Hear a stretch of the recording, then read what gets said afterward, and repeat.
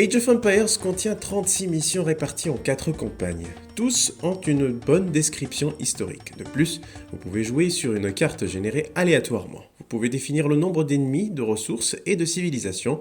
Vous avez le choix entre 12 civilisations, chacune d'entre elles ayant une gamme d'unités et de technologies différentes et plus. Il existe différentes manières de gagner. Vous pouvez détruire tous vos adversaires, capturer tous les artefacts, construire une merveille et plus encore. De toute évidence, vous ne pouvez pas gagner sans armée. C'est assez logique. Vous pouvez donc entraîner des hommes de force, des archers et des hoplites.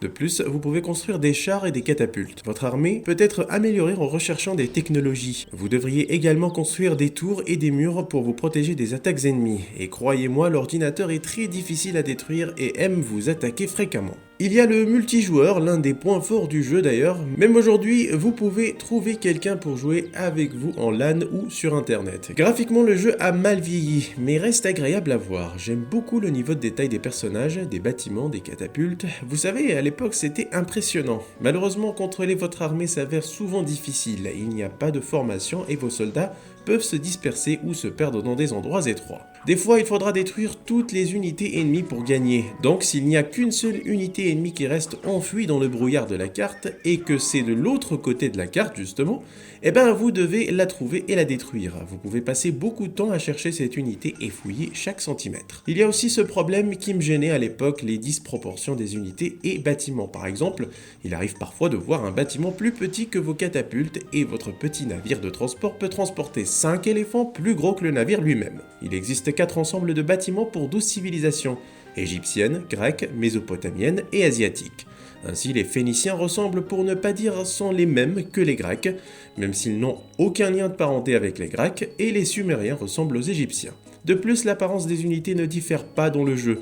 Vous pouvez donc entraîner les hoplites grecs lorsque vous jouez les japonais. Et que serait Age of Empires sans sa musique? Une OST inoubliable dont les mélodies résonnent toujours dans nos oreilles de nostalgiques. Si vous aimez les jeux RTS, vous devriez y jouer. C'est l'un des jeux les plus influents de l'histoire, il est très amusant, malgré quelques défauts. Vieux, mais toujours aussi bon. Un peu plus tard est sortie l'extension Rise of Rome.